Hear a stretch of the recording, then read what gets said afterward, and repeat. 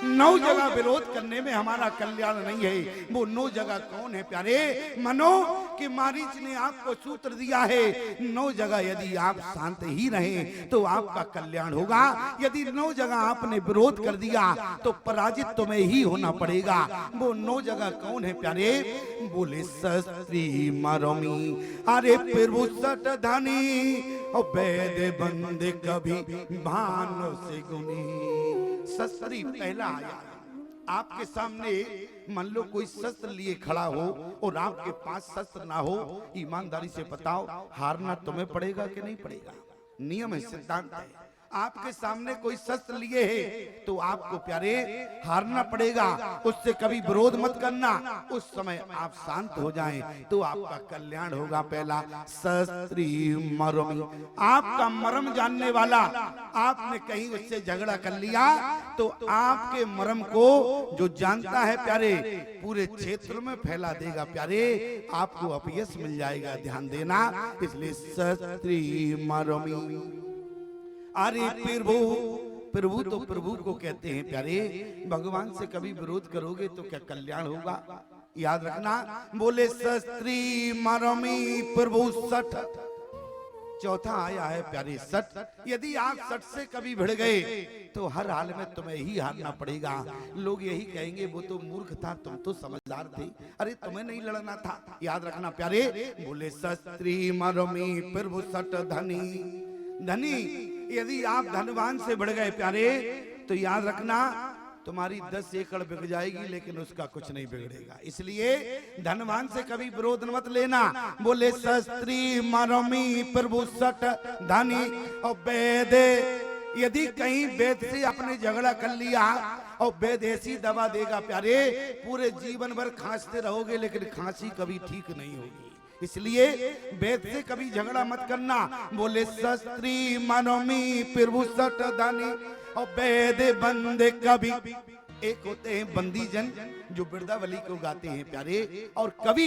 यदि आपने बंदी जन और कवि से विरोध कर लिया तो अपनी कविता के द्वारा बोले अपयश फैला देंगे प्यारे, तुम्हारा कल्याण नहीं होगा। इसलिए आप उनसे भी विरोध मत लेना। 9वां कौन है? बोले भानस गुनी। भानस गुनी कहते हैं रसोईया को। कभी आपने रसोईया से विरोध कर लिया तो ईमानदारी से बताओ पता नहीं कि भोजन में क्या मिला दे सामग्री कि आपका प्यारे कल्याण नहीं होगा। इसलिए 9 जगह विरोध मत करना। क्यों? बोले नवई विरोधे नहीं कल्याण।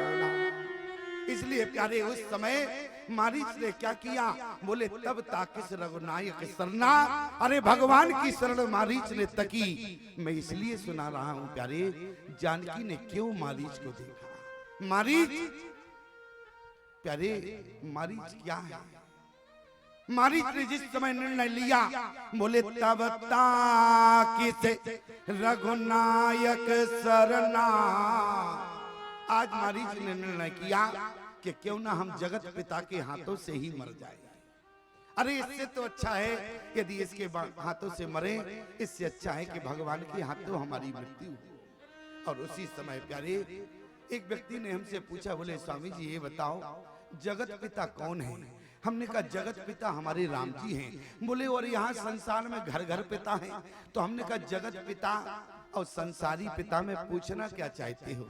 बोले पूछना सिर्फ इतना चाहते हैं कि संसारी पिता और जगत पिता में अंतर क्या होता है। हमने कहा जगत पिता संसारी पिता में अंतर तुम ढूंढना, लेकिन जो जगत पिता का काम होता है वही संसारी पिता का काम होता है। बोले मैं समझा नहीं। अरे जगत पिता का और संसारी पिता का काम एक हुआ करता है। हमने कहा देखो हमारी देखने की दृष्टि अलग है, तुम्हें जो दृष्टि से देखना हो तुम देखना, लेकिन जरा विचार करना प्यारे। कहने का मतलब सिर्फ हमारा इतना है, आपका जिस समय बालक छोटा होता है और जिस समय आपका बालक घुटनों के बल चलता है और जिस दिन आपका बालक किसी दीवार का सहारा पकड़ के खड़ा हो जाता है, ईमानदारी से बताना उस दिन आप संसारी पिता रहे अधिक प्रसन्न हो जाते हैं। आपने देखा अरे हमारा बालक आज दीवार का सहारा पकड़ के खड़ा हो गया, आप चाहते हैं कि हमारा बेटा आज ही चलने लगे। आपने दोनों हाथ बढ़ाए प्यारे, और जैसे ही आपने अपने बेटा की ओर दोनों हाथ बढ़ाए, आपने कहा कि बेटा एक बार हमारी ओर आ जा। याद रखना प्यारे, बेटा नहीं जानता है आज ही मैं खड़ा हुआ हूँ और यदि मैं एक कदम बढ़ाता हूँ तो मैं भूमि पर गिर पड़ूंगा। ये बेटा नहीं जानता है लेकिन पिता जानता है।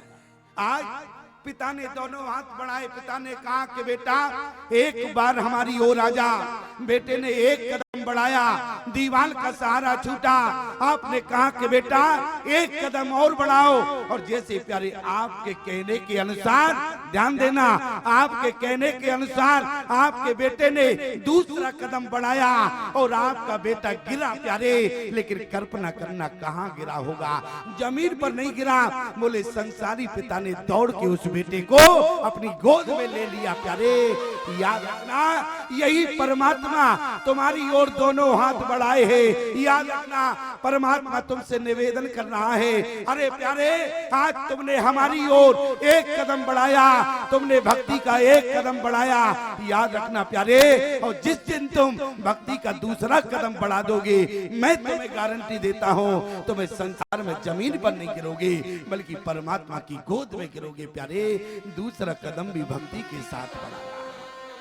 याद रखना मारीच ने विचार क्या किया, बोले तब ताकिस रघुनायक सरना।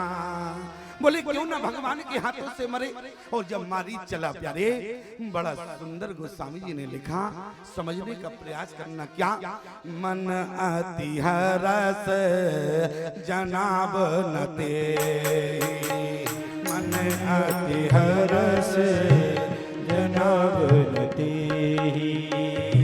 मन अति हरस जनाब नते, ओ मन अति हरस जनाब नते, आज देखियो परम सनेही, आज देखियो परम सनेही, आज देखियो परम सनेही, ओ आज देखियो परम सनेही। आज प्यारे मारीच का जरा चलना देखे। कभी आपने इस चौपाई को इतनी बार पढ़ा होगा प्यारे, लेकिन कभी भी इसकी गूढ़ता को समझने का प्रयास किया। बोले मन अति हरस अरे जनाब नते, और आज देखियो परम सनेही। लोगों ने कहा कि मारीच आज तुम परमात्मा के पास जा रहे हो और तुम कपट का बनने जा रहे हो। बोले तब मारीच अरे कपट मृग भयो, आज मारीच सारे कपट का बना। लोगों ने कहा कि मारीच तुम्हें पता है परमात्मा को कपट प्रिय नहीं है, क्या प्रिय है। बोले निर्मल मन जन सो मोहे पावा, मोहे कपट छल अरे छेद्र न भावा। लेकिन इसके बाद भी प्यारे मारीच ने दुनिया के लोगों को फटकारते हुए कहा, अरे दुनिया के लोगों हमारी बात को कान खोल कर सुनना। अरे तुमने कैसे कह दिया, मैं भी जानता हूं कि भगवान को निर्मल मन प्रिय है। अरे तुमने हमारा तन देखा लेकिन तुमने मन नहीं देखा। मारीच ने कहा कि प्यारे हमारे तन को मत देखो, हमारे मन को देखना प्यारे। मारीच हाथ जोड़कर आपसे निवेदन करना चाहता है, हमारा मन देखो,